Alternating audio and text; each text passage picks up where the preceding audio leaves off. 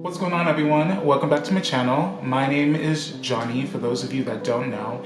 And today in this video, I wanted to kind of do like a little bit of a sit down video where I'm just talking to you guys personally and just kind of discussing what's been going on in the last couple weeks. I haven't posted a video in about 2 weeks, and I just wanted to kind of, fill you guys in on what's been going on, as well as kind of go over some questions that some of you may have. I know I did a video maybe a few weeks ago about like where I did like a vlog, and I was kind of doing a photo shoot with like a friend of mine, and some of you guys had some questions about the business that I was running and things like that, and like how to start. So this is what this video is about. I definitely want to go deep into like why I started my business, what my business does, and just give you guys more insight on what it takes to kind of get your business started if you guys want to start one. So how I got started? Well, basically I was in school. I got my master's at the Academy of Art University in San Francisco. I got my master's in fashion merchandising and business management. At the time, I was taking an entrepreneurial course where I had to create like a fictitious business, and that's how Nwankwo, my own retail business, started. At first, it started off with just creating my own collection, a 7-piece collection that I really wanted to make of designs that I was inspired by, and it kind of evolved into something more. I had this idea of creating pieces that kind of fit all types of women, whether they were a specific age or a specific size. I wanted it to be very inclusive and just create pieces that I felt like inspired me, as well as pieces that I felt like women would essentially want to wear.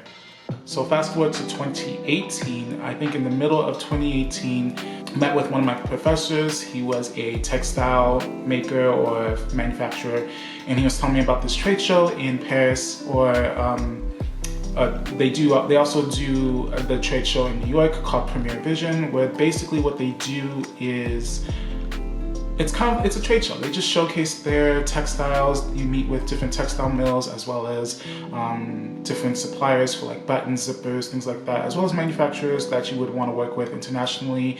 They have everyone from China, from Turkey, from Croatia, Romania, you name it. You can meet with all of them in one big warehouse building and just kind of just exchange business contacts and just work with them. After hearing that, I kind of discussed a little bit more detail with my teacher at the time, and he was telling me a lot more details about it and what goes into it, and I was like, okay, so let me go to Paris. He said you might want to start with going to New York, because they do a trade show in New York, and the trade show in New York started, I think it started, at this time it was like June, and he said the one in New York starts in July, so I had time to go, and it probably would have been cheaper if I went, but I didn't want to go to New York. I've been to New York a couple of times, and I was like, well, and I want to go back to Paris because I have family that live out there, and I thought, why not just take this trip and, go out there. The trade show started around the time that Paris Fashion Week was starting, so I was like, well, this is perfect. I can stay like maybe for 3 weeks to a month and just kind of like be there for the trade show, as well as be able to go to fashion shows. And that's kind of what happened. I went for the trade show, and the trade show was actually amazing. I got to meet so many different mills, fabric people, and manufacturers, that are based here in Los Angeles, as well as the United States. Some that are based in China, some that are based in Turkey. Like, I met so many amazing people in the industry that it was a great experience. I also got to go to Fashion Week, and that was cool. It was just a great experience, and I was able to fine-tune my ideas of what I want my collection to look like. At that time, I was still thinking of just doing a collection, and then once I was able to get the fabrics and get the designs right, that's when I kind of transitioned into something more for my business. So then in 2019, I was working on my thesis project, and my thesis project was basically my own business. And one of my professors mentioned, like a lot of up-and-coming fashion brands are looking for retailers. It would be a good idea to kind of maybe transition into creating a full-on retail shop, as well as produce your own manufactured private label collection. I don't know, a lot of these newer fashion brands are losing their business. It's getting hard for them to promote themselves, and at the time a lot of big retailers were mostly focusing on the well-known like big brand names because those are the tried and true brands that most women want to shop for. So with that, I realized that this was happening to a lot of emerging designers, where you have these huge retailers kind of wanting to work with them. Sometimes they create these negotiations where it's impossible for the up-and-coming newer brands because they may not have the funds. Like for instance, some brands will have a net 30. A net 30 means that the retailer can create the purchase order and they won't have to pay until 30 days after the items have been delivered to the retail store, just to kind of see if it's gonna move.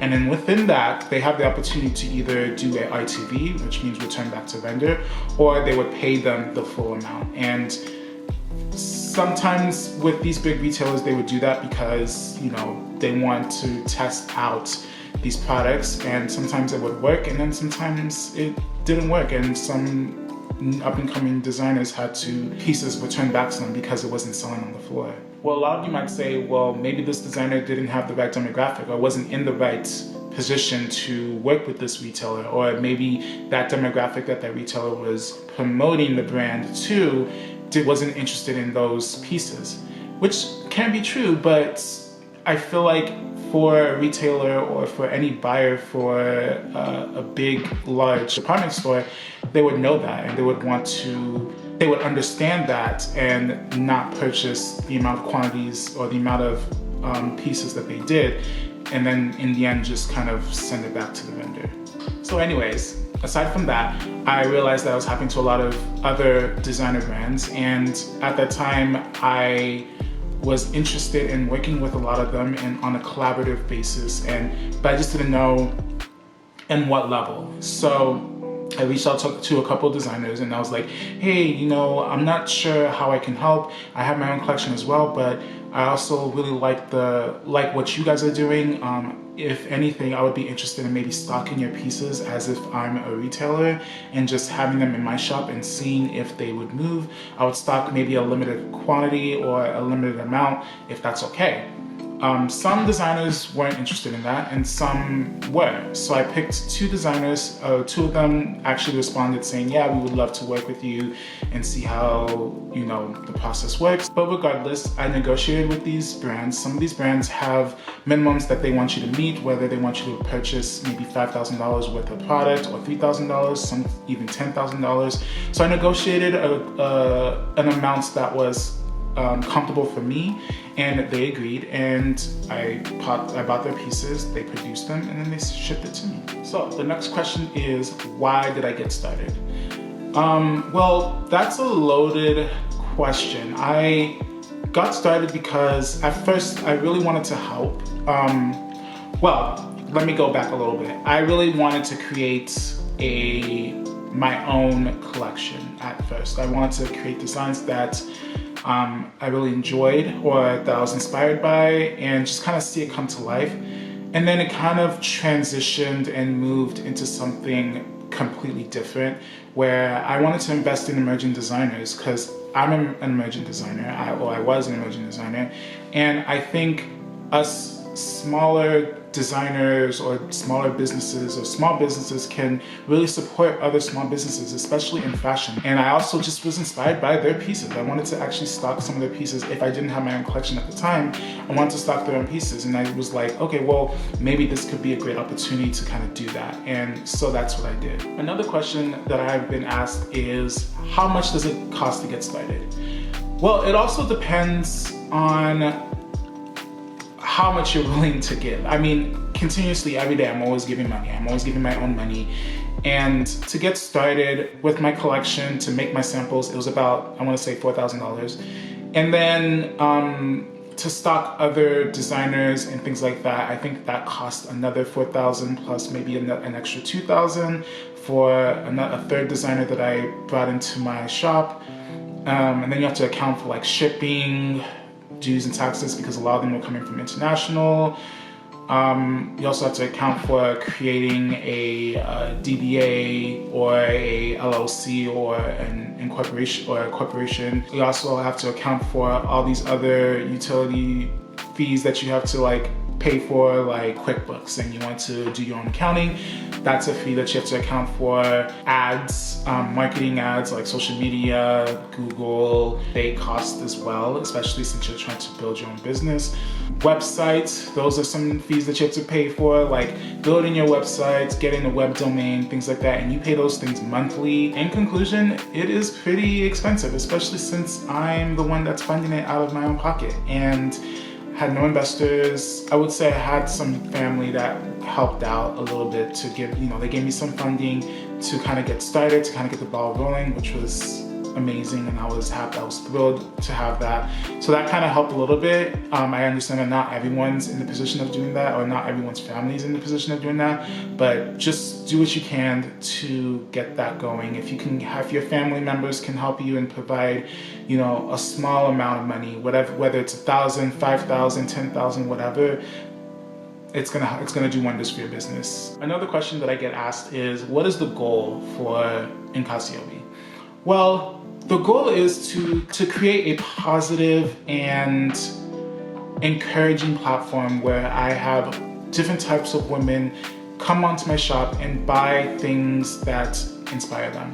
I don't want them to feel intimidated by a price point or feel like they can't wear certain things because it doesn't look like it would fit them correctly or fit them right, or there's nothing in their size. Being a new business, I'm not gonna have all the sizes that would fit the ideal customer, but I want them to feel encouraged. I want them to feel beautiful, and I want them to take chances with their fashion.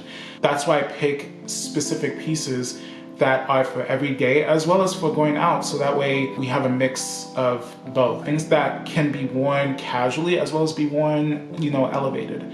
But the entire goal for my business is to create a platform or a shopping experience for my customer to feel free and open to make choices in their fashion. So those are the common questions that people have asked in my video where I did my vlog, my first vlog for my channel. But I also wanted to go over what I've been doing the last couple weeks since I've been gone. I found out that FedEx is doing small business grants where they're giving a huge grant prize to the winner. I've been applying for that grant. I submitted it a couple days ago, and fingers crossed that I'm selected. So it goes through a selection process where they pick 100 applicants, and then after they pick those 100 applicants, then they go through a voting process. They have to pick 3 grand prize winners. I'm putting my faith in God at this point. I did what I could, and I just kind of applied, and if it works, it works. If it doesn't work, then maybe that's just not for me. So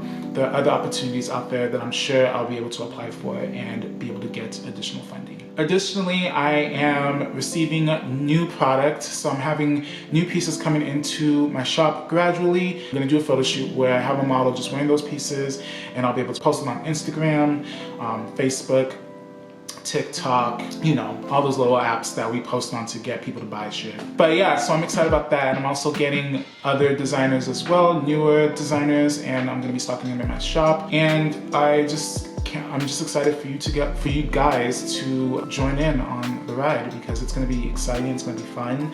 I'm just gonna do what I can to press on, move forward, and just continue to grow it. Well, thank you guys for watching this video. If you like this video, please like, share, subscribe, hit that bell button down below so that way you get notified of any additional videos that I'll be posting. So thank you all so much. Hope you all have a blessed day and an amazing week, and I'll see you in the next video. Peace.